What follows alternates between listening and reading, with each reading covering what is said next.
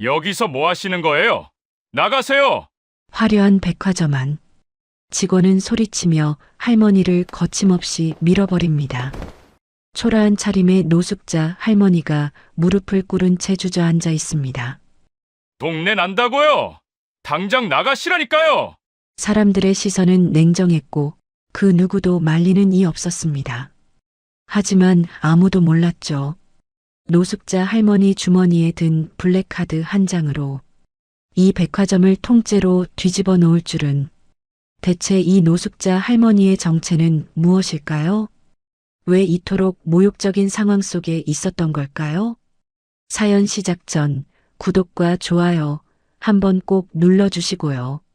지금 어디에서 듣고 계신지 댓글로 남겨주시면 그곳으로 건강과 행운이 깃들기를 간절히 바라겠습니다. 깊은 밤 서울 한남동 언덕 위에 자리한 최명희 회장의 저택은 고요했습니다.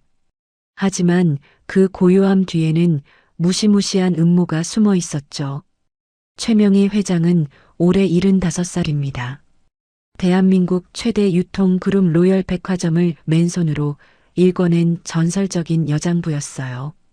하지만 지금 그녀는 자신의 집, 복도 모퉁이에 몸을 숨긴 채 떨리는 손으로 아들의 서재 문틈을 들여다보고 있었습니다. 서재 안에는 아들 박준호와 낯선 의사가 마주 앉아 있었어요. 준호는 서류 몇 장을 펼쳐놓고 의사에게 말했습니다. 선생님, 확실하게 해주셔야 합니다. 어머니가 다시는 정신을 못 차리게요. 의사가 고개를 끄덕이며 대답했습니다. 염려 마십시오. 이 동의서만 있으면 합법적으로 강제 입원이 가능합니다. 약도 강하게 처방하겠습니다. 준호가 만족스러운 표정으로 만년필을 꺼내 서류에 서명했어요. 그 순간 명희 회장의 온몸에 소름이 돋았습니다. 자기 손으로 키운 아들이 자기를 정신병원에 가두려 한다는 사실을 확인한 순간이었죠. 1시간 후 준호는 어머니 방으로 들어왔습니다. 손에는 따뜻한 보약 한 그릇이 들려 있었어요. 어머니, 몸조리 잘하셔야죠. 이 보약 드시고 푹 쉬세요. 명희는 아들이 건네는 보약 그릇을 받았습니다.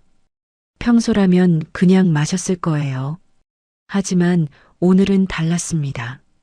그녀는 아들이 나간 뒤 창가에 놓인 화분으로 다가갔어요. 그리고 보약을 천천히 흙 속에 부어버렸습니다. 검은 액체가 흙에 스며들자 화분의 나뭇잎이 순식간에 시들어 버렸어요. 보약이 아니었던 겁니다. 수면제가 섞인 독약이었죠. 명희는 침대에 누워 잠든 척 연기를 시작했습니다. 깊고 고른 숨소리를 냈어요. 1시간쯤 지났을까요? 복도에서 발소리가 들렸습니다. 준호가 문을 살짝 열고 어머니를 확인했어요. 완전히 잠드셨네. 내일 아침이면 모든 게 끝나. 준호는 만족스러운 표정으로 문을 닫고 자기 방으로 돌아갔습니다.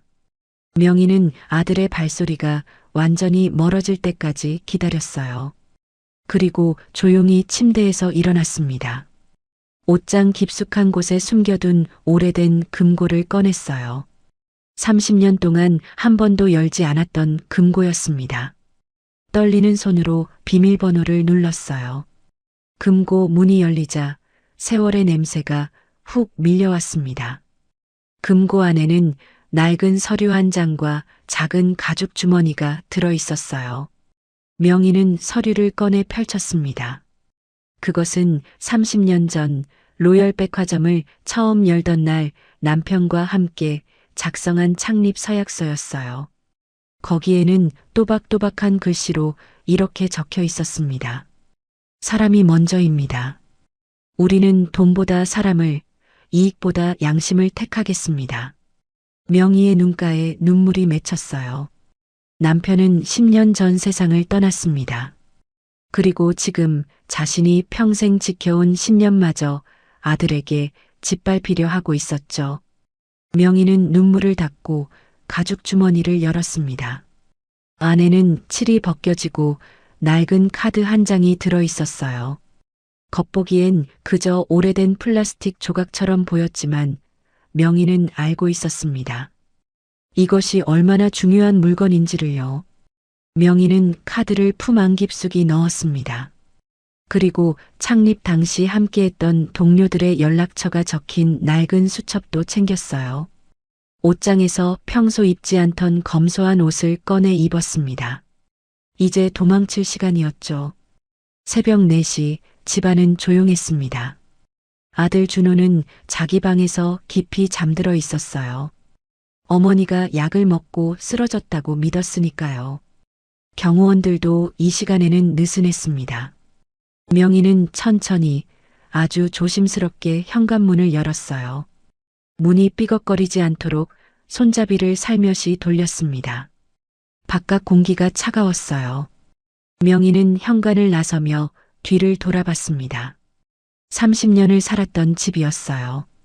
남편과 함께 웃고 울었던 집이었죠. 하지만 이제 그 집은 감옥이 될 뻔했습니다. 명희는 정문 쪽이 아니라 뒷문으로 향했어요. 정원사가 드나드는 작은 문이었습니다. 그 문은 잠겨 있지 않았어요. 명희는 문을 열고 조용히 빠져나왔습니다. 언덕 아래로 내려가는 골목길은 가로등 불빛만 희미하게 비추고 있었죠. 한참을 걸어 내려가 큰 길에 나왔습니다. 마침 새벽 첫 차 버스가 오고 있었어요. 명희는 버스에 올라탔습니다. 버스 안에는 새벽 일터로 향하는 사람들이 몇 명 앉아 있었죠. 명희는 맨 뒷자리에 앉아 창밖을 바라봤습니다. 해가 뜨기 시작했어요. 한강 다리를 건너 명동 쪽으로 가는 버스였습니다. 명희는 남산공원 입구에서 내렸어요. 공원 화장실로 들어가 미리 챙겨온 가방을 열었습니다. 안에는 낡고 얼룩진 옷가지가 들어 있었어요. 집에서 버리려던 옷들이었죠. 명희는 그 옷으로 갈아입었습니다. 그리고 거울을 봤어요. 거울 속에는 초라한 노인이 서 있었습니다. 로열그룹의 회장이 아니라 그저 거리를 떠도는 할머니처럼 보였어요. 명희는 머리를 헝클어뜨렸습니다. 그리고 얼굴에 묻은 화장도 지웠어요. 완전히 다른 사람이 되었습니다. 명동 거리로 걸어갔어요. 목적지는 로열백화점 본점이었습니다. 자신이 30년 전 첫 삽을 뜬 그곳, 자신의 모든 꿈과 신념을 쏟아부은 그곳으로 향했죠. 아침 8시 명동은 벌써 사람들로 붐볐습니다. 명희는 로열백화점 정문 앞에 섰어요. 화려한 유리문 너머로 샹들리에가 빛나고 있었습니다. 명희가 한 걸음 안으로 들어가려는 순간이었어요. 어이, 거기서. 화려한 제복을 입은 보안 요원이 달려왔습니다. 그리고 명희의 어깨를 거칠게 밀쳤어요. 냄새나는 노인네가 어딜 들어와? 구걸은 지하철역 가서 해. 명희는 그대로 바닥에 나동그라졌습니다. 무릎이 바닥에 부딪히며 피가 났어요. 지나가던 사람들이 힐끗힐끗 쳐다봤지만 아무도 도와주지 않았습니다. 명희는 천천히 일어났어요. 무릎의 통증보다 가슴의 아픔이 더 컸습니다. 내가 세운 백화점에서 이런 일이 벌어지고 있었구나. 명희는 보안 요원의 시선을 피해 건물 뒤편으로 돌아갔어요. 거기에는 직원 출입구가 있었습니다. 한참을 서성이는데 청소 아주머니 한 분이 카트를 끌고 나타났어요. 50대쯤 돼 보이는 분이었습니다. 명희는 용기를 내어 다가갔습니다. 저기, 실례지만 부탁 하나만 들어주시겠어요? 청소 아주머니가 명희를 위아래로 훑어봤어요. 초라한 행색이었지만 명희의 눈빛은 맑았습니다. 무슨 부탁인데요? 저 안에 좀 들어가야 하는데 정문으론 들여보내주질 않네요. 화물 승강기로만 들어갈 수 있으면 좋겠습니다. 청소 아주머니가 난처한 표정을 지었어요. 할머니, 저도 규정이 있어서 함부로 사람을 들릴 수가 없어요. 명희가 고개를 숙였습니다. 알아요. 하지만 제발 부탁입니다. 제가 꼭 확인해야 할 게 있어요. 그때 청소 아주머니가 명희의 무릎에서 피가 나는 걸 봤어요. 어머, 다치셨네요. 정문에서 넘어지셨어요? 아니에요. 보안 요원이 밀어서. 청소 아주머니의 얼굴이 굳어졌습니다. 또 그러셨구나. 맨날 가난한 사람들한테만 그러시더니. 알았어요. 따라오세요. 청소 아주머니는 명희를 화물 승강기로 안내했습니다. 승강기 문이 열렸고 두 사람은 함께 들어갔어요. 지하 1층에서 내리세요. 거기가 식품 코너예요. 사람 많으니까 눈에 안 띌 거예요. 고맙습니다. 정말 고맙습니다. 청소 아주머니가 씁쓸하게 웃었습니다. 뭐 고마워요. 나도 남한테 무시당하는 게 어떤 건지 아니까요. 승강기가 지하 1층에 도착했어요. 문이 열리자 명희는 청소 아주머니에게 다시 한번 고개를 숙였습니다. 은혜 잊지 않겠습니다. 지하 1층 식품 코너는 아침 개점 준비로 바빴어요. 명희는 구석진 곳에 서서 주변을 둘러봤습니다. 로비 한가운데에는 거대한 슬로건이 걸려 있었어요. 고객의 가치를 높이는 로열. 하지만 명희가 본 것은 그 슬로건과는 정반대였습니다. 누더기를 입은 노인 고객이 물건을 구경하려 하자 직원이 차갑게 말했어요. 저희 매장은 VIP 전용입니다. 일반 매장은 지하 2층에 있어요. 노인은 고개를 숙이고 돌아섰습니다. 명희의 주먹이 저절로 쥐어졌어요. 휴게실 근처를 지나가는데 안에서 직원들의 대화 소리가 들렸습니다. 야, 들었어? 회장님 치매래. 이제 우리 세상이야. 그러게. 재고 좀 빼돌려도 아무도 몰라. 지점장님이 다 알아서 해주신대. 직원들이 낄낄거리며 웃었어요. 명희는 벽에 기댄 채 눈을 감았습니다. 눈가에 눈물이 흘러내렸어요. 저 화려한 샹들리에 아래에서 자신이 평생 지켜온 모든 것이 무너지고 있었습니다. 명희는 눈물을 닦았어요. 그리고 다짐했습니다. 지켜보겠어. 끝까지 지켜본 다음 모두 바로잡겠어. 명희는 휴게실 근처 구석에 몸을 숨겼습니다. 아침 9시 백화점 직원들이 하나둘 모여들기 시작했어요. 개점 1시간 전 직원들은 로비 중앙에 일렬로 섰습니다. 아침 조회 시간이었죠. 지점장 장민석이 나타났습니다. 30대 후반쯤 돼 보이는 남자였어요. 값비싼 양복을 입고 있었지만 그 얼굴엔 교만함이 가득했습니다. 장민석은 직원들 앞을 천천히 걸으며 한 명 한 명을 노려봤어요. 어제 실적 보고 받았다. 최하위 3명 앞으로 나와. 직원 3명이 떨리는 발걸음으로 앞으로 나왔습니다. 그중 한 명은 젊은 여직원이었어요. 얼굴이 새하얗게 질려 있었죠. 장민석이 그 여직원 앞에 섰습니다. 김미경 씨, 이번 달 실적이 꼴찌네요. 뭐 하고 다닌 거예요? 죄송합니다, 지점장님. 손님께 정직하게 안내하다 보니. 말이 채 끝나기도 전에 장민석이 여직원의 명찰을 확 잡아당겼습니다. 명찰이 옷에서 떨어져 나갔어요. 정직? 그런 소리 집어치워요. 여기는 실적이 전부예요. 당장 짐 싸서 나가요. 여직원이 그 자리에서 울음을 터뜨렸습니다. 다른 직원들은 고개를 숙인 채 아무 말도 하지 못했어요. 명희는 멀리서 그 광경을 지켜봤습니다. 가슴이 무너져 내렸죠. 내가 만든 회사가 이런 곳이 되다니. 조회가 끝나고 직원들이 흩어졌습니다. 명희는 직원 식당 쪽으로 발걸음을 옮겼어요. 식당 입구에는 2개의 문이 있었습니다. 하나는 정직원 전용, 다른 하나는 계약직 전용이라고 적혀 있었죠. 정직원 식당을 들여다봤습니다. 깨끗한 테이블, 따뜻한 국, 반찬도 여러 가지였어요. 하지만 계약직 식당은 달랐습니다. 좁은 공간의 낡은 테이블 식판에는 김치 몇 조각과 국 한 그릇뿐이었죠.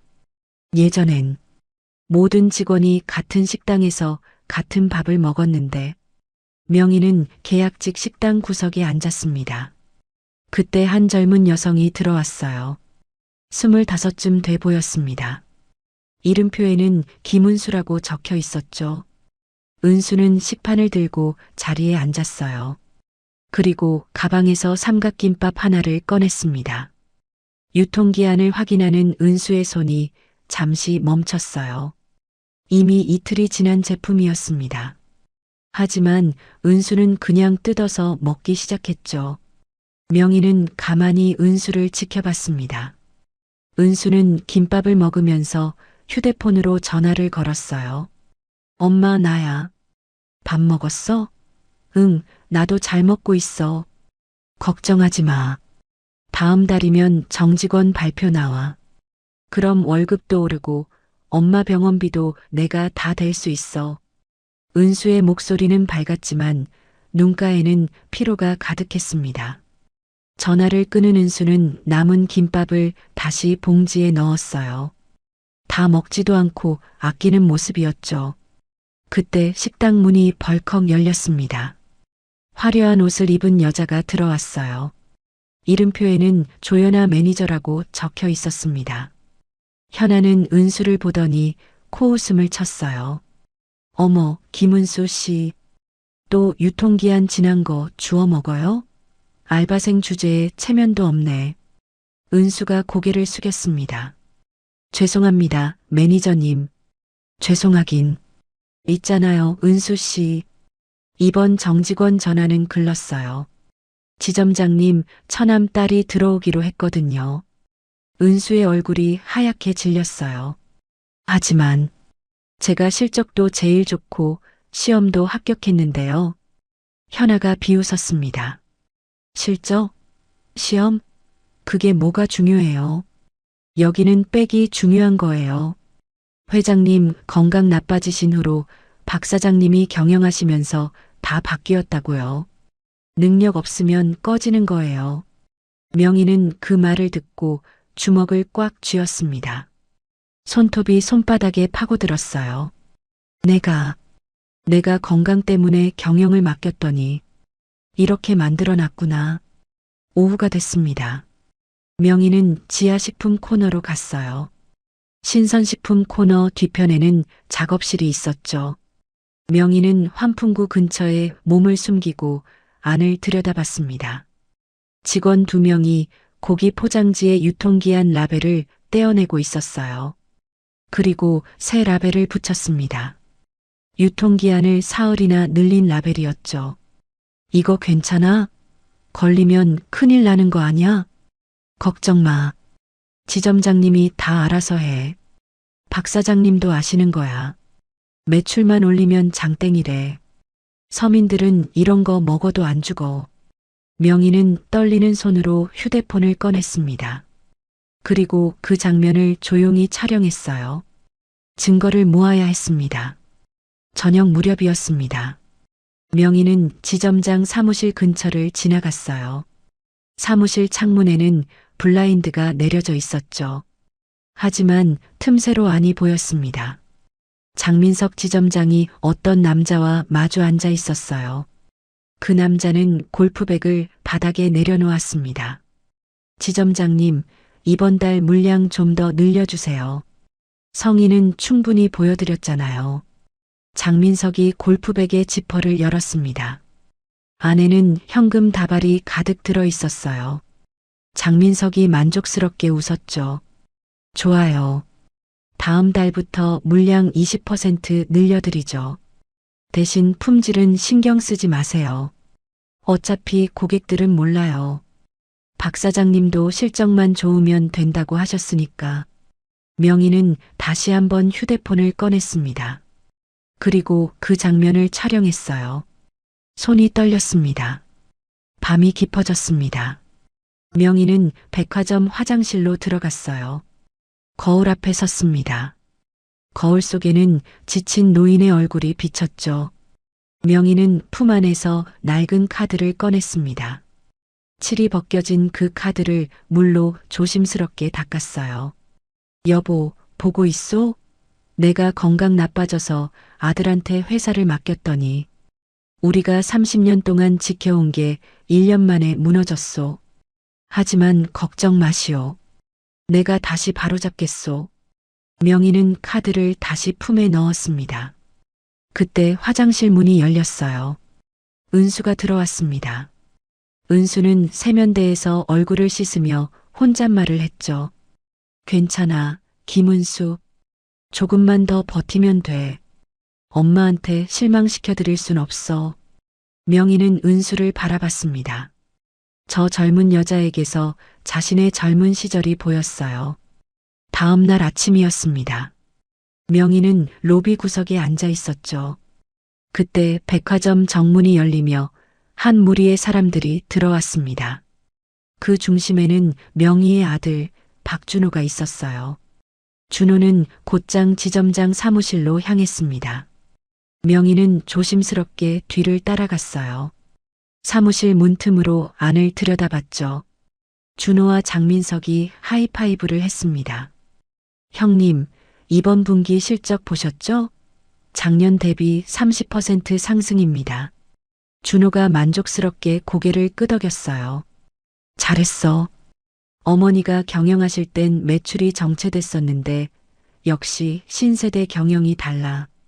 직원 복지니 품질이니 하는 소리 다 집어치우고 실적만 밀어붙이니까 숫자가 나오잖아. 장민석이 아첨하듯 웃었습니다. 회장님께선 너무 인정에 약하셨죠. 요즘 시대엔 그런 식으론 안 됩니다. 그나저나 그 노인네는 아직도 못 찾았습니까? 준호의 얼굴이 굳어졌어요.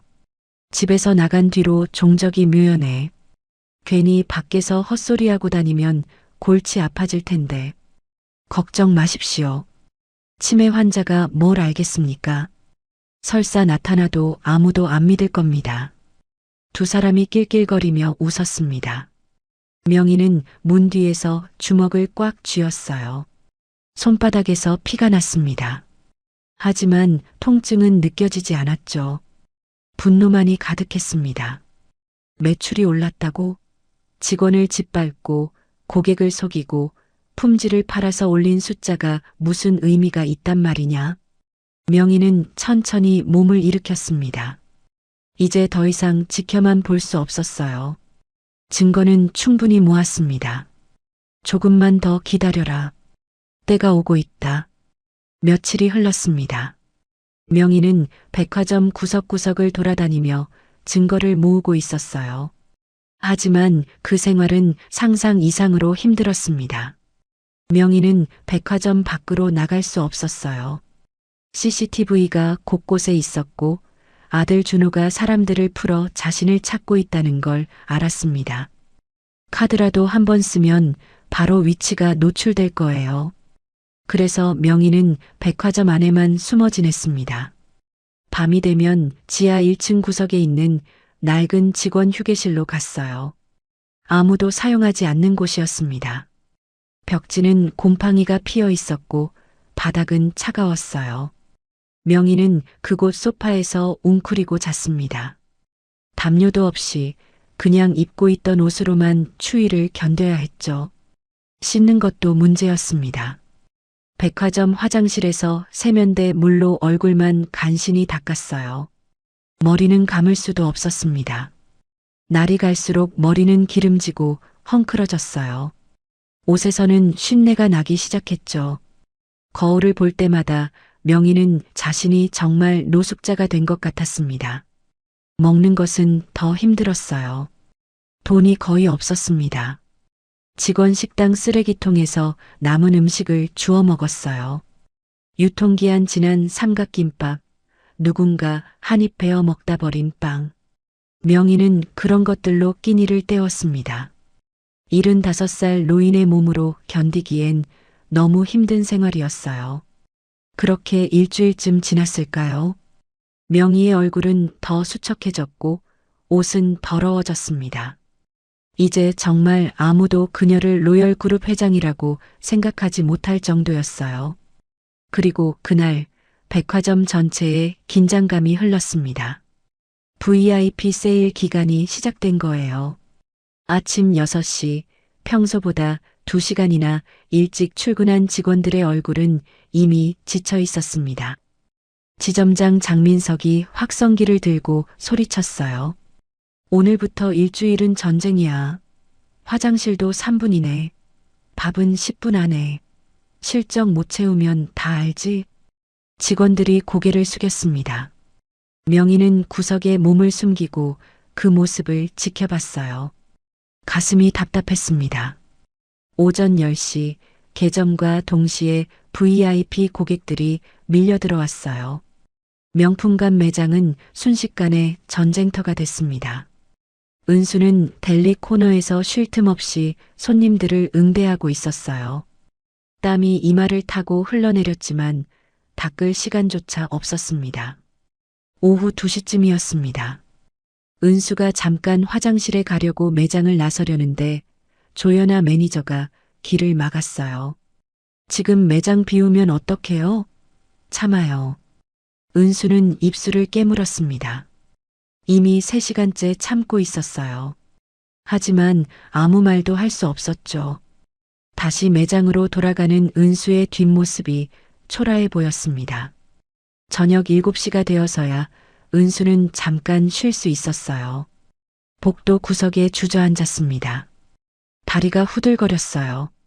그때 누군가 은수 옆에 조용히 앉았습니다. 명희였어요.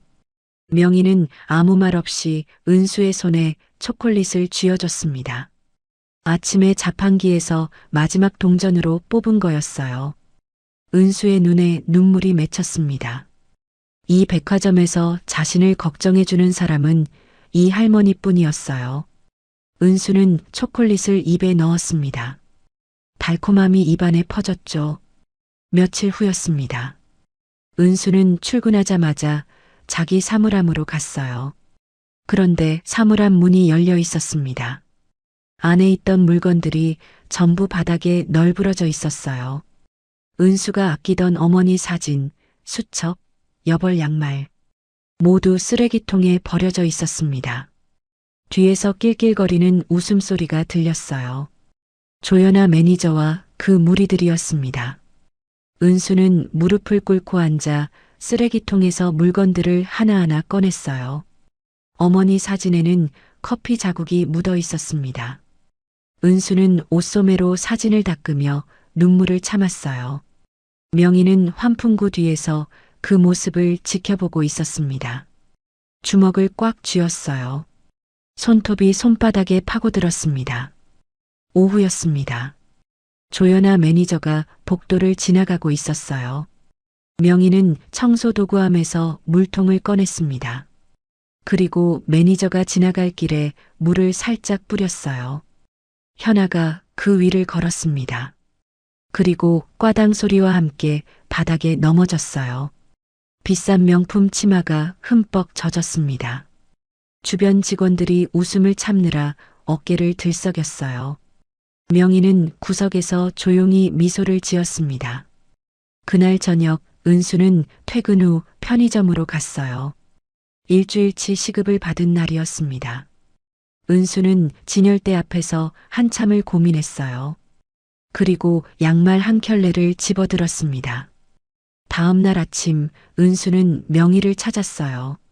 명희는 지하식품 코너 구석, 낡은 골판지 상자 위에 앉아 있었습니다. 옷은 더 지저분해져 있었고 얼굴은 수척했어요. 은수가 조심스럽게 봉투를 내밀었습니다. 안에는 새 양말 한 켤레가 들어 있었어요. 명희의 눈가가 뜨거워졌습니다. 명희는 양말을 가슴에 꼭 안았어요. 30년 전 자신이 처음 백화점을 열었을 때가 생각났습니다. 그때도 명희는 사람이 먼저라고 믿었어요. 저 젊은 여자에게서 자신이 잃어버린 그 마음이 보였습니다. 그런데 바로 그날 오후였어요. 은수에게 VIP 고객이 배정됐습니다. 50대 여자였는데 온몸에 명품을 두르고 있었어요. 은수가 정성껏 음식을 담아드렸습니다. 그런데 그 여자가 음식을 한 입 먹더니 얼굴을 찌푸렸어요. 그리고 손에 들고 있던 와인을 은수의 얼굴에 뿌렸습니다. 은수의 얼굴과 옷이 붉은 와인으로 흠뻑 젖었어요. 주변이 조용해졌습니다. 명희는 그 광경을 보고 있었어요. 참을 수 없었습니다.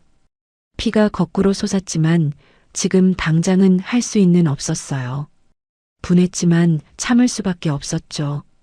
일주일 후였습니다. 정직원 발표가 나는 날이었어요. 은수는 떨리는 마음으로 게시판 앞에 섰습니다. 하지만 은수의 이름은 없었어요. 대신 박지혜라는 이름이 있었습니다. 지점장 처남의 딸이었죠.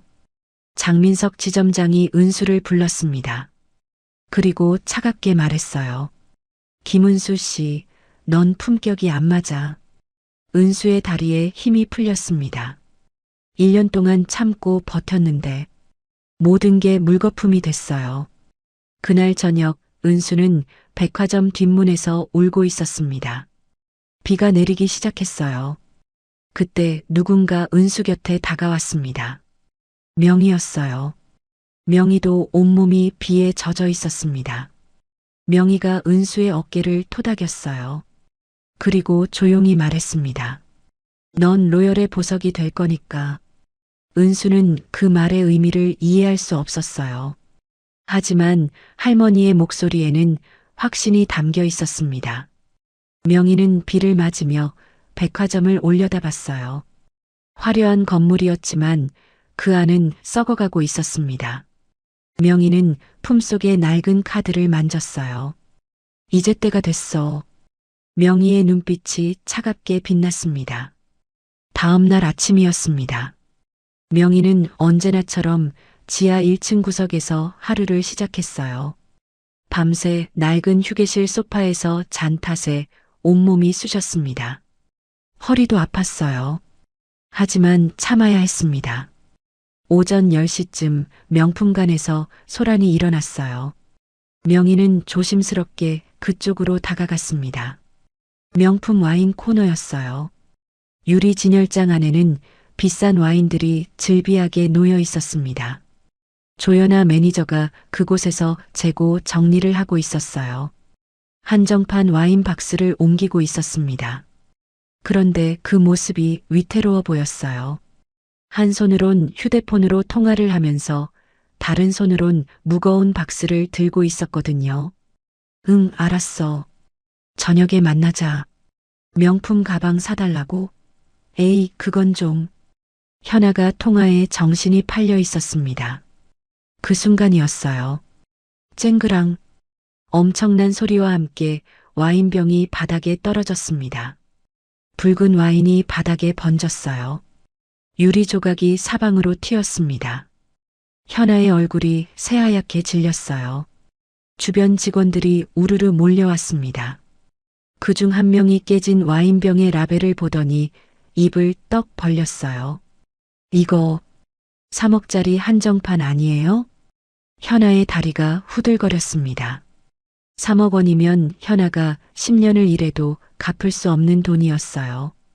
현아는 황급히 주변을 둘러봤습니다. 그리고 구석에 웅크리고 앉아있는 명희를 발견했어요.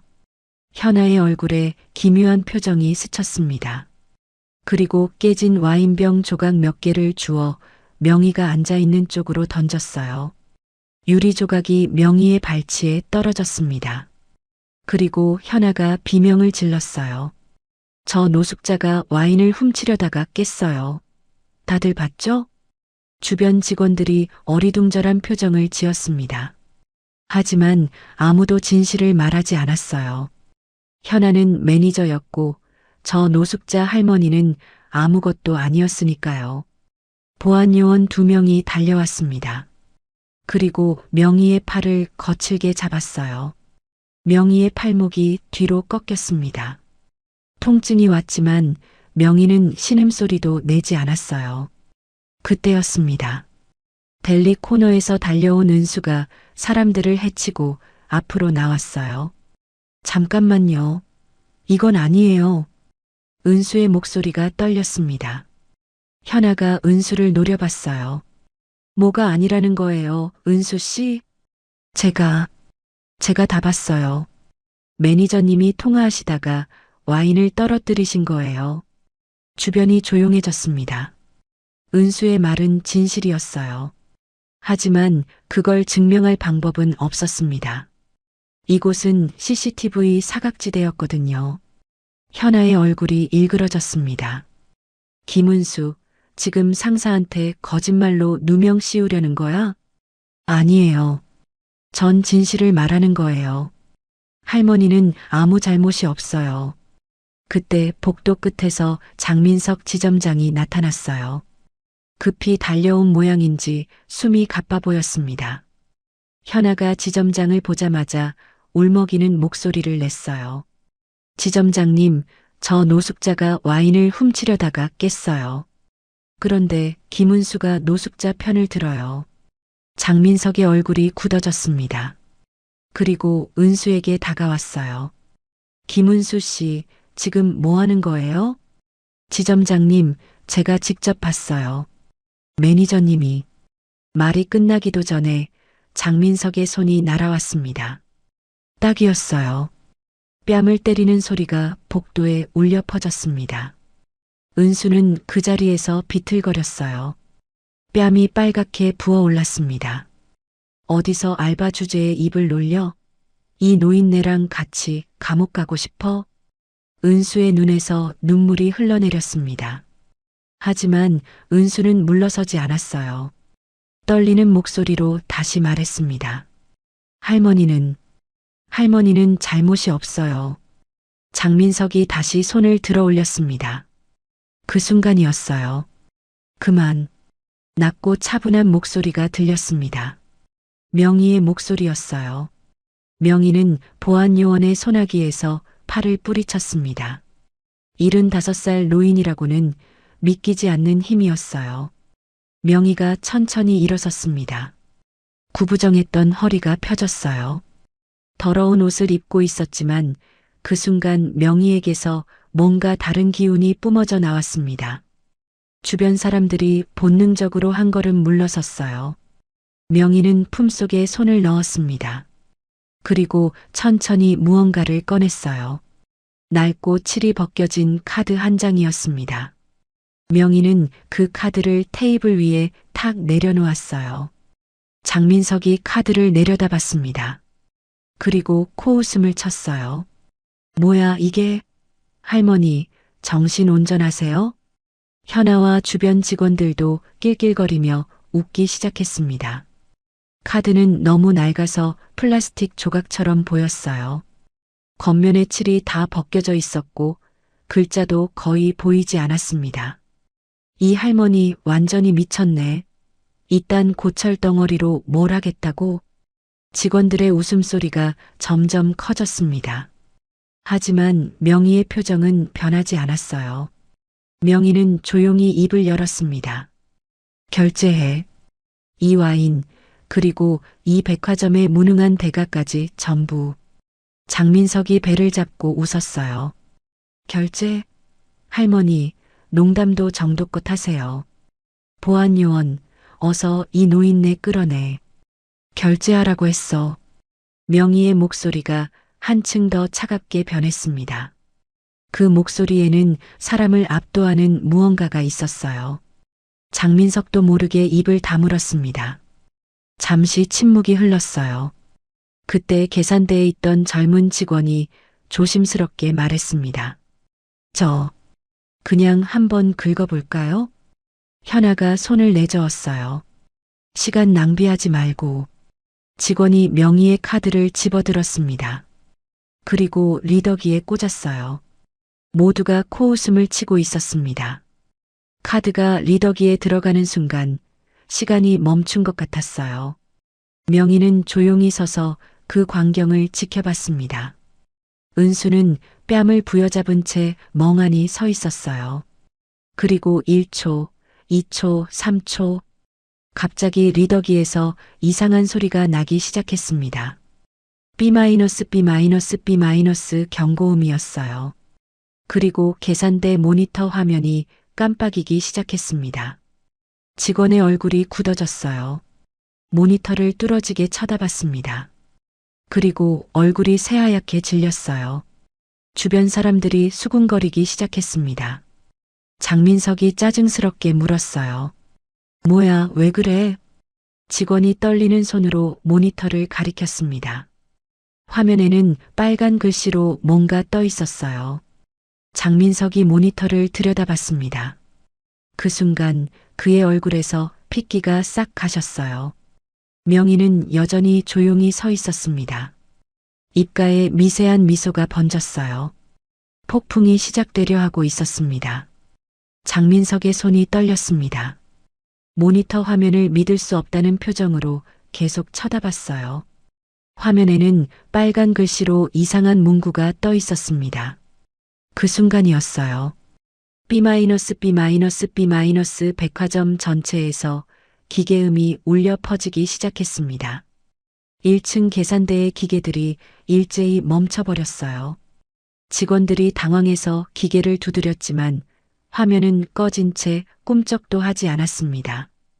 혼란이 번지기 시작했습니다. 그리고 그것은 1층만의 문제가 아니었어요. 2층, 3층, 4층. 백화점 전체 매장의 계산대가 동시에 먹통이 됐습니다. 로비 중앙의 거대한 전광판이 깜빡이기 시작했어요. 화려한 광고 영상이 사라지고 검은 화면으로 바뀌었습니다. 그리고 붉은 글씨가 천천히 떠올랐어요. 창립자 권한이 활성화됐다는 메시지였습니다. 사람들이 전광판을 올려다봤습니다. 쇼핑하던 고객들도 직원들도 모두 멈춰섰어요. 무슨 일이 벌어지고 있는지 아무도 이해하지 못했습니다. 그때 백화점에서 30km 떨어진 로열 본사 서버실이었어요. 새벽부터 근무 중이던 관리자가 갑자기 의자에서 벌떡 일어났습니다. 모니터 화면이 빨갛게 변하고 있었어요. 경보음이 울려 퍼지기 시작했습니다. 전국 지점 전산이 동시에 마비됐습니다. 서버실이 순식간에 아수라장이 됐습니다. 관리자 한 명이 떨리는 손으로 전화를 들었어요. 전화 너머에서 상무의 비명이 들렸습니다. 회장님, 마스터키가 활성화됐다는 보고를 받은 상무는 믿을 수 없다는 반응이었어요. 회장은 지금 행방불명인데 명동 본점에서 카드가 사용됐다는 겁니다. 백화점 명품관으로 다시 돌아왔습니다. 장민석의 휴대폰이 미친 듯이 울려대기 시작했어요. 본사 상무, 이사, 각 부서장. 전화가 빗발쳤습니다. 장민석이 떨리는 손으로 전화를 받았어요. 전화기 너머로 상무의 고함이 터져나왔습니다. 회장님, 마스터키가 활성화됐고 전국 47개 지점이 동시에 먹통이 됐다는 거예요. 장민석이 명희를 돌아봤습니다. 명희는 여전히 조용히 서 있었어요. 더러운 옷을 입은 노숙자 할머니였습니다. 하지만 그 눈빛은 달랐어요. 계산대 직원이 떨리는 목소리로 말했습니다. 카드 조회 결과가 떴다는 거예요. 한도가 무제한으로 나온다고 했습니다. 그리고 소유주 이름이 최명희 회장이라고 나온다고 했어요. 장민석의 다리가 후들거렸습니다. 주변 직원들도 모니터를 보고 입을 떡 벌렸어요. 조연아 매니저의 얼굴이 새하얗게 질렸습니다. 주변 직원들이 웅성거리기 시작했습니다. 설마 저 노숙자가 회장이란 말인가? 말도 안 된다는 반응이었어요. 회장님이 왜 저런 꼴로 있냐는 것이었죠. 그럼 우리가 지금까지 한 짓은? 직원들의 얼굴이 하나둘 창백해져 갔습니다. 명희가 천천히 입을 열었습니다. 목소리는 낮았지만 힘이 있었어요. 이제 정식으로 결제된 거지? 장민석 지점장, 내 와인값은 내 퇴직금에서 공제하겠다. 장민석의 얼굴이 흙빛으로 변했습니다. 입술이 파르르 떨렸어요. 그때 백화점 밖에서 차 소리가 들려왔습니다.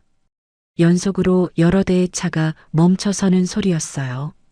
사람들이 창밖을 내다봤습니다. 검은색 세단 10대가 백화점 정문을 가로막고 있었어요. 차에서 정장을 입은 사람들이 우르르 내렸습니다. 로열그룹 본사 감사팀이었어요. 감사팀장이 앞장서서 백화점 안으로 들어왔습니다. 뒤따라 50명도 넘는 감사팀원들이 입장했어요. 로비가 순식간에 긴장감으로 가득 찼습니다. 감사팀장은 명품관으로 곧장 올라왔어요. 명의를 발견한 감사팀장의 눈이 커졌습니다. 그리고 명의에게 달려와 무릎을 꿇었어요. 회장님, 괜찮으십니까? 주변 직원들이 경악했습니다. 정말 저 노숙자가 회장이었던 거예요. 믿을 수 없었습니다. 명의는 감사팀장을 내려다봤어요. 그리고 고개를 끄덕였습니다. 감사팀장이 일어나 장민석을 향해 돌아섰어요. 긴급 감사에 들어간다는 말과 함께 협조하라는 지시가 떨어졌습니다. 장민석의 입에서 헛바람이 새어나왔어요. 온몸에서 힘이 빠졌습니다. 조연아 매니저는 벌벌 떨고 있었어요. 아까까지 웃고 떠들던 직원들도 모두 고개를 숙였습니다. 은수는 멍하니 서서 이 모든 광경을 지켜보고 있었어요. 뺨은 여전히 빨갛게 부어 있었습니다. 은수는 자기를 지켜준 그 노숙자 할머니가 로열 백화점의 회장이었다는 사실을 받아들일 수 없었어요. 명희가 은수를 향해 고개를 돌렸습니다. 두 사람의 눈이 마주쳤어요. 명희가 부드럽게 미소 지었습니다. 은수의 눈에서 눈물이 주르륵 흘러내렸어요. 그때 백화점 로비의 텔레비전에서 뉴스 속보가 나왔습니다. 로열 백화점 전국 매장에 전산 장애가 발생했다는 소식이었어요. 창업주 최명희 회장의 행방과 관련이 있을 것으로 추측된다는 내용이었습니다. 명희는 텔레비전을 흘깃보고는 다시 장민석을 바라봤어요. 장민석은 이미 주저앉아 있었습니다. 명희가 조용히 말했습니다. 이제부터가 진짜 시작이야. 그 목소리는 차갑고 단호했습니다. 30년을 지켜온 회사를 1년 만에 망쳐놓은 자들에게 내릴 심판의 시작이었어요. 감사팀원들이 일제히 서류 가방을 열었습니다. 그리고 각 층으로 흩어지기 시작했어요. 회계장부 압수, 영상 확인, 직원 면담. 본격적인 조사가 시작됐습니다. 명희는 그 모습을 조용히 지켜봤어요. 품속의 낡은 카드를 다시 꺼내 들었습니다. 칠이 벗겨진 카드였지만 이것이 로열그룹 전체를 움직일 수 있는 열쇠였어요. 폭풍은 이제 막 시작됐습니다. 감사팀이 백화점 곳곳으로 흩어진 지 30분쯤 지났을 때였습니다. 백화점 정문이 다시 한번 요란하게 열렸어요. 박준호가 들어왔습니다. 명희의 아들이었죠. 준호는 사설 경호원 10여 명을 대동하고 있었어요. 모두 덩치가 큰 남자들이었습니다. 준호의 얼굴은 불그락푸르락했어요. 본사에서 연락을 받고 급히 달려온 모양이었습니다. 명품관으로 올라온 준호는 명희를 발견했습니다. 명희는 여전히 더러운 옷을 입고 서 있었어요. 준호의 눈이 커졌습니다. 그리고 곧 분노로 일그러졌어요. 저게 정말 어머니야? 준호의 목소리가 떨렸습니다. 믿을 수 없다는 표정이었어요.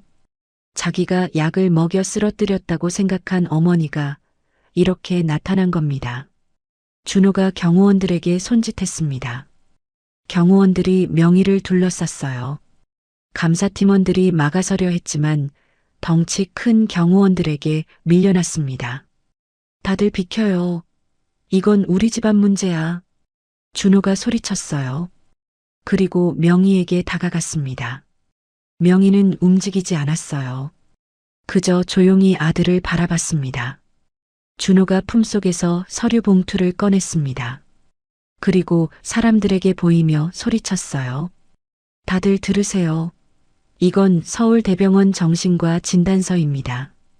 우리 어머니는 중증 치매 환자예요. 지금 하시는 행동들은 모두 망상이에요. 주변이 웅성거리기 시작했습니다. 준호는 계속 소리쳤어요. 어머니가 최근 1년 사이 급격히 악화됐다고 했습니다. 현실과 망상을 구분하지 못한다고 했어요. 그래서 자기가 어쩔 수 없이 치료를 권했는데 어머니가 도망쳤다는 겁니다. 준호의 말은 그럴듯했어요. 실제로 명희의 모습은 처참했습니다. 더러운 옷, 헝클어진 머리, 수척한 얼굴, 정신이 온전치 않은 사람처럼 보일 수도 있었어요. 그때 로비에 있던 VIP 고객 몇 명이 휴대폰을 꺼냈습니다.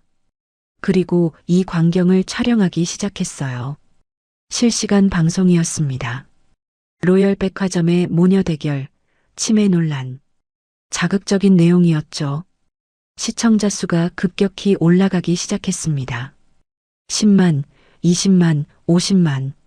순식간에 100만 명이 넘는 사람들이 지켜보고 있었어요. 명희는 여전히 침착했습니다. 아들을 똑바로 바라보며 입을 열었어요. 준호야, 넌 여전히 멍청하구나. 목소리는 차분했습니다. 준호의 얼굴이 굳어졌어요. 어렸을 때부터 그랬지. 거짓말할 때마다 왼쪽 눈썹이 떨렸어. 지금도 똑같구나. 명희가 품속에서 휴대폰을 꺼냈습니다. 낡은 휴대폰이었어요. 그리고 감사팀장에게 건넸습니다. 감사팀장이 휴대폰을 받아 백화점 방송 시스템에 연결했어요. 잠시 후 백화점 전체 스피커에서 음성이 흘러나왔습니다. 선생님, 확실하게 해주셔야 합니다. 어머니가 다시는 정신을 못 차리게요. 준호의 목소리였습니다. 녹음된 음성이었어요. 염려 마십시오. 이 동의서만 있으면 합법적으로 강제 입원이 가능합니다. 약도 강하게 처방하겠습니다. 의사의 목소리가 이어졌습니다. 바로 며칠 전 명희가 서재 문틈으로 엿들었던 그 대화였어요. 명희는 그때 이미 휴대폰으로 녹음을 해둔 겁니다. 영원히 못 나오게 할 수 있습니까? 물론입니다. 제가 진단서를 쓰면 법원도 믿을 겁니다. 녹음이 끝났습니다. 백화점 안이 조용해졌어요. 모두가 준호를 바라봤습니다. 준호의 얼굴이 새하얗게 질렸어요. 실시간 방송을 보던 시청자들의 댓글이 폭발했습니다. 폐류나 사기꾼, 어머니를 정신병원에 가두려 했다. 분노의 댓글이 쏟아졌어요. 준호가 손을 내저었습니다. 이건 조작이야. 어머니가 만들어낸 거라고. 하지만 아무도 믿지 않았습니다. 녹음 속 목소리는 너무나 생생했어요.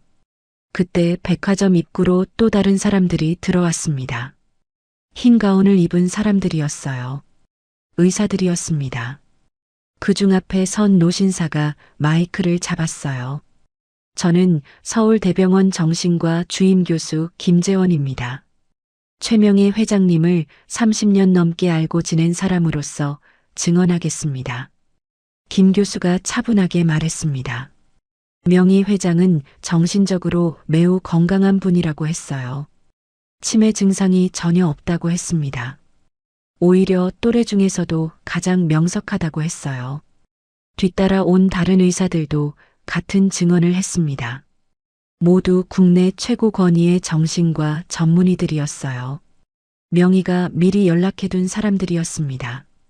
준호의 얼굴에서 핏기가 완전히 사라졌어요. 마지막 카드마저 무너진 겁니다. 준호가 비틀거리며 뒤로 물러섰습니다. 그리고 갑자기 명희에게 달려들었어요. 이성을 잃은 모습이었습니다. 다 당신 때문이야. 당신만 없으면. 준호의 손이 명희의 목을 향했습니다. 하지만 그 손이 명희에게 닿기 전에 경찰들이 들이닥쳤어요. 감사팀이 미리 신고를 해둔 겁니다. 경찰 2명이 준호를 제압했습니다. 준호가 바닥에 쓰러지며 발버둥 쳤어요. 나라고. 이건 내 회사야. 내 거라고. 경찰이 준호의 손목에 수갑을 채웠습니다. 찰칵 소리가 백화점에 울려 퍼졌어요. 그 소리는 준호의 몰락을 알리는 종소리 같았습니다. 준호가 경찰에 이끌려 나가며 명희를 돌아봤습니다. 눈에는 증오와 절망이 뒤섞여 있었어요. 명희는 아들을 담담하게 바라봤습니다. 가슴이 아팠어요. 하지만 이것이 아들을 위한 길이라고 믿었습니다. 제대로 된 처벌을 받고 뉘우치고 다시 사람이 되어 돌아오길 바랐어요. 경찰차가 백화점을 떠났습니다. 주변 사람들이 박수를 치기 시작했어요. 처음엔 한두 명이었지만 점점 늘어났습니다. 직원들도 고객들도 모두 박수를 쳤어요. 명희는 그 박수 소리를 들으며 눈을 감았습니다. 길고 긴 싸움의 첫 단계가 끝난 겁니다. 은수가 명희에게 다가왔어요. 뺨의 상처는 여전했지만 눈빛은 빛나고 있었습니다. 은수가 명희에게 깊이 고개를 숙였어요. 명희가 은수의 손을 잡았습니다. 따뜻했어요. 이제 진짜 청소가 시작될 겁니다. 준호가 실려간 경찰차가 사라지자 명희는 감사팀장을 불렀습니다. 지금 즉시 이사들을 소집해. 여기 로비에서 긴급 이사회를 열겠어. 감사팀장이 잠시 망설였어요. 회장님, 지금 이 모습으로 하시겠습니까? 명희가 자신의 더러운 옷을 내려다봤습니다. 그리고 고개를 끄덕였어요. 이 모습 그대로가 좋아. 내가 어떻게 지냈는지 모두에게 보여줘야 하니까. 30분 후 백화점 로비에는 로열그룹의 주요 이사 10여 명이 모였습니다. 급히 소집된 탓에 모두 당황한 표정이었어요. 직원들과 고객들도 로비 주변에 모여들었습니다. 실시간 방송도 계속되고 있었어요. 명희가 로비 중앙에 섰습니다. 샹들리에 불빛이 명희를 비췄어요. 초라한 옷차림이었지만 그 존재감은 압도적이었습니다. 지금부터 긴급 이사회를 시작하겠습니다. 나 최명희는 로열그룹 창업주의자 대주주로서 내 권한으로 이 자리를 소집했습니다. 명희의 목소리가 로비에 울려 퍼졌어요. 이사들이 긴장한 표정으로 앉았습니다. 감사팀장이 대형 스크린을 설치했어요. 그리고 첫 번째 영상을 틀었습니다. 장민석 지점장이 골프백에 든 현금을 받는 장면이었어요. 명희가 며칠 전 몰래 촬영한 영상이었습니다. 화면 속에서 장민석이 웃으며 돈을 세고 있었어요. 업체 관계자와 악수하는 모습도 선명했습니다. 주변 사람들이 숨을 죽였어요. 다음 영상이 나왔습니다. 직원들이 유통기한 라벨을 교체하는 장면이었어요. 사흘이나 지난 고기에 새 라벨을 붙이는 모습이 적나라하게 담겨 있었습니다. 로비에서 탄식 소리가 터져 나왔어요. VIP 고객들의 얼굴이 굳어졌습니다. 감사팀장이 다음 자료를 공개했습니다.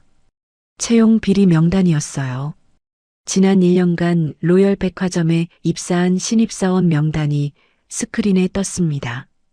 그중 절반 이상이 지점장, 임원들의 친인척이었어요. 명단에는 구체적인 관계도 나와 있었습니다.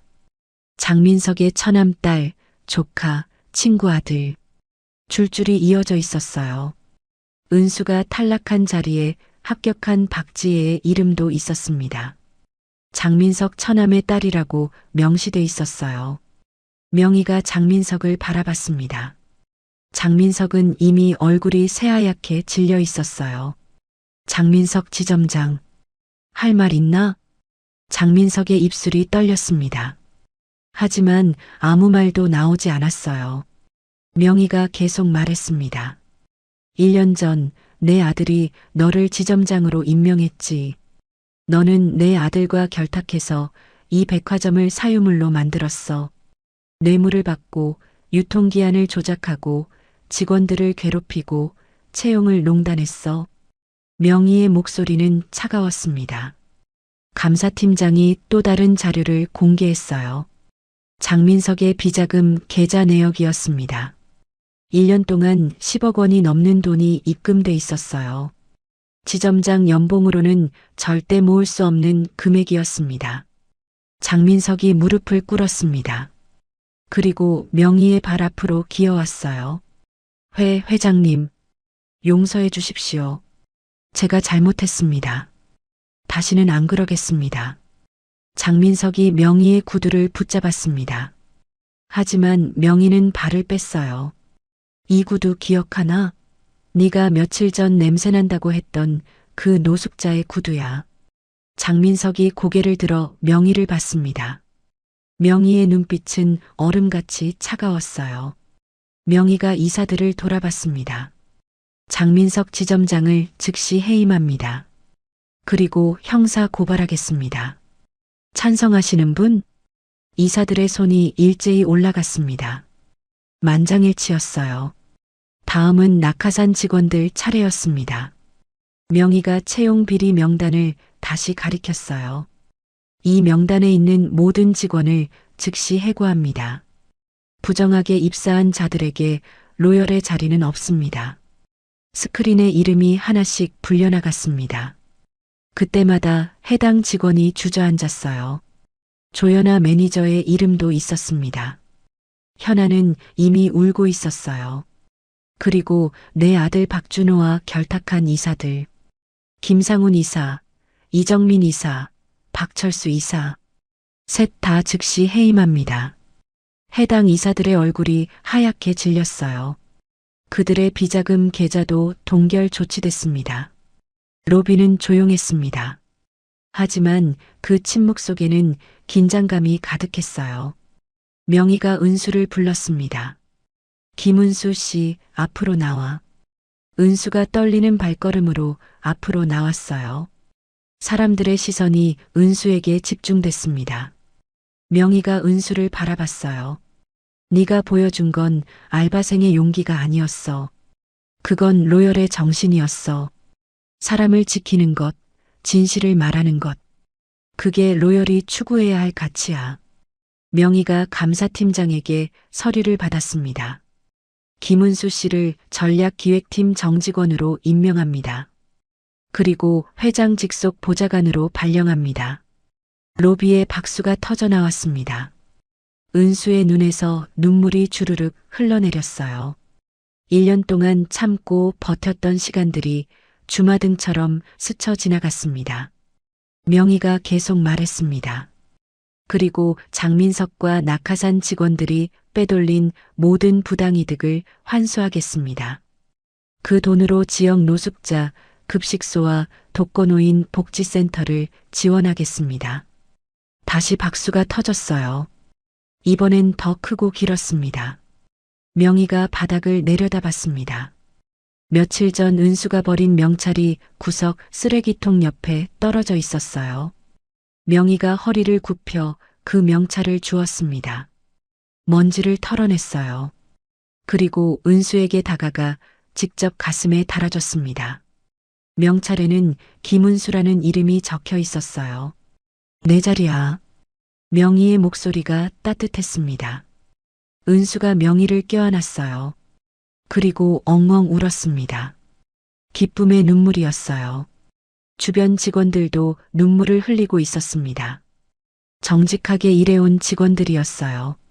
그들은 오랫동안 참고 견뎌왔습니다. 이제야 정의가 돌아온 겁니다. 명희가 로비를 둘러봤어요. 이곳은 30년 전 자신이 꿈을 시작한 곳이었습니다. 그 꿈이 1년 만에 무너졌지만 이제 다시 세울 수 있게 됐어요. 오늘부터 로열은 다시 시작합니다.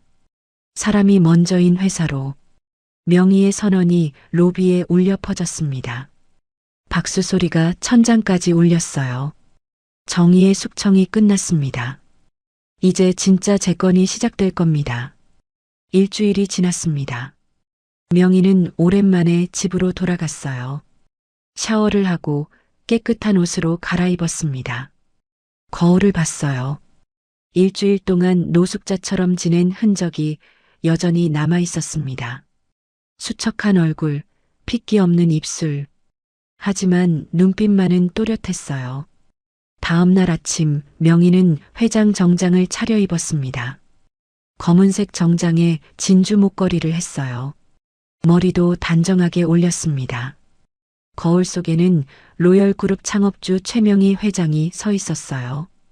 오전 9시 명희가 로열백화점에 도착했습니다. 정문 앞에는 전 직원이 줄지어 서 있었어요. 200명이 넘는 직원들이었습니다. 명희가 차에서 내리자 직원들이 일제히 허리를 숙였어요. 회장님, 환영합니다. 목소리가 하나로 모아졌습니다. 명희는 천천히 직원들 앞을 걸었어요. 한 명 한 명의 얼굴을 봤습니다. 그들의 눈에는 희망이 담겨 있었어요. 로비로 들어섰습니다. 샹들리에가 밝게 빛나고 있었어요. 며칠 전 이곳에서 긴급 이사회가 열렸었습니다. 그때 명희는 더러운 옷을 입고 있었죠. 하지만 지금은 달랐어요. 은수가 정문 옆에 서 있었습니다. 새 정장을 입고 있었어요. 가슴에는 정직원 명찰이 달려 있었습니다. 은수가 명희를 보고 깊이 고개를 숙였어요. 출근 첫날이지? 명희가 부드럽게 물었습니다. 네, 회장님. 잘 부탁드립니다. 은수의 목소리가 떨렸습니다. 기쁨과 감사가 섞인 떨림이었어요. 명희는 곧장 지하로 내려갔습니다. 미화원 휴게실이었어요. 일주일 전까지 명희가 숨어 지냈던 그곳이었습니다. 낡은 소파, 곰팡이 핀 벽지, 차가운 바닥. 명희는 그 광경을 한참 동안 바라봤어요. 감사팀장을 불렀습니다. 이곳을 전부 리모델링해 최고급으로 소파도 새 것으로 바꾸고 난방도 제대로 놓고 샤워실도 만들어줘. 우리 회사에서 가장 낮은 곳에서 일하는 분들이야말로 가장 좋은 환경에서 쉬어야 해. 감사팀장이 고개를 숙였습니다. 알겠습니다, 회장님. 명희는 다시 로비로 올라왔어요. 그리고 한 가지 지시를 더 내렸습니다. 직원 식당을 하나로 통합하라는 거였어요. 정직원 전용, 계약직 전용. 그런 구분을 없애라는 지시였습니다. 모두 같은 식당에서 같은 밥을 먹어야 해. 그게 로열의 정신이야. 오후에는 로비 중앙에 특별한 설치물이 세워졌습니다. 유리 케이스였어요. 그 안에는 명희의 낡은 블랙카드가 들어 있었습니다. 칠이 벗겨지고 낡았지만 조명을 받으니 묘한 빛이 났어요. 케이스 아래에는 작은 명판이 붙어 있었습니다. 이 카드는 돈을 쓰는 도구가 아닙니다. 사람을 지키는 도구입니다. 명희가 직접 쓴 글이었어요. 지나가는 직원들과 고객들이 멈춰서서 카드를 봤습니다. 며칠 전 그 극적인 순간을 기억하는 사람들이었어요. 저녁 무렵 명희는 전국 로열 지점에 긴급 공문을 보냈습니다. 내용은 간단했어요. 외모나 차림으로 고객을 판단하는 직원은 즉각 파면합니다. 로열은 모든 고객을 존중합니다.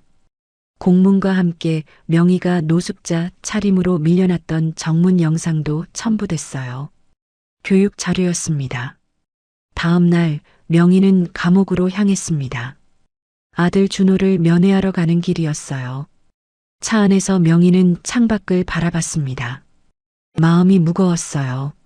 면회실에 들어갔습니다. 유리창 너머로 준호가 앉아 있었어요. 수감복을 입은 준호는 초라해 보였습니다. 명희가 전화기를 들었어요. 준호도 전화기를 들었습니다. 준호가 먼저 입을 열었어요.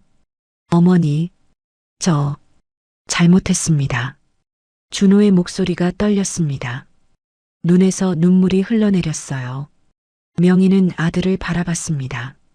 한때는 귀여운 아이였어요. 명희의 손을 잡고 백화점을 돌아다니던.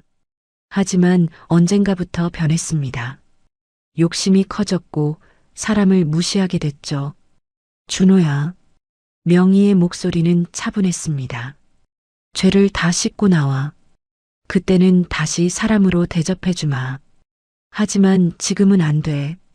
네가 저지른 일의 무게를 제대로 느껴야 해. 명희가 전화기를 내려놓고 일어섰습니다. 뒤돌아 나가는 명희의 뒷모습을 준호는 그저 바라봤어요. 한 달 후였습니다. 로열 백화점은 완전히 달라져 있었어요. 미화원 휴게실은 최고급으로 리모델링 됐습니다. 직원 식당도 하나로 통합됐어요. 정직원이나 계약직이나 모두 같은 자리에서 밥을 먹었습니다. 채용 공고도 새로 났어요. 공정한 심사, 실력 위주. 낙하산은 더 이상 없었습니다. 어느 토요일 오후였습니다. 명희와 은수는 백화점 옥상 정원을 걷고 있었어요. 따뜻한 햇살이 내리쬐고 있었습니다. 은수가 조심스럽게 물었습니다. 회장님, 왜 제게 그런 기회를 주셨나요?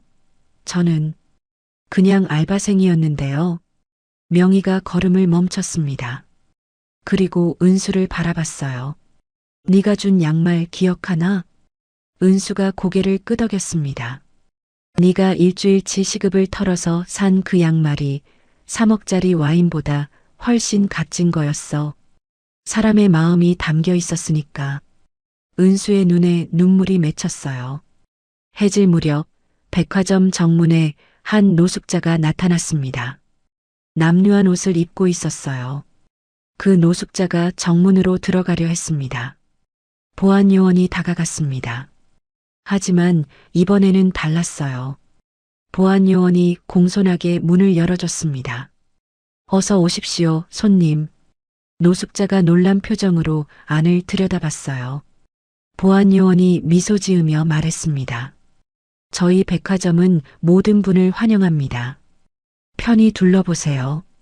옥상 정원에서 그 광경을 지켜보던 명희가 미소 지었습니다. 이것이 자신이 원했던 로열의 모습이었어요. 해가 지고 있었습니다. 로열 백화점 건물 위에 새로운 네온 사인이 켜졌어요. 사람이 먼저입니다. 붉은 글씨가 저녁 하늘에 빛났습니다. 명희는 그 글씨를 올려다봤어요. 30년 전 남편과 함께 썼던 그 문구였습니다. 여보, 봤소? 우리 다시 시작이요. 명희가 하늘을 향해 조용히 말했습니다. 바람이 불어왔어요. 따뜻한 바람이었습니다. 로열의 새로운 아침이 시작되고 있었습니다.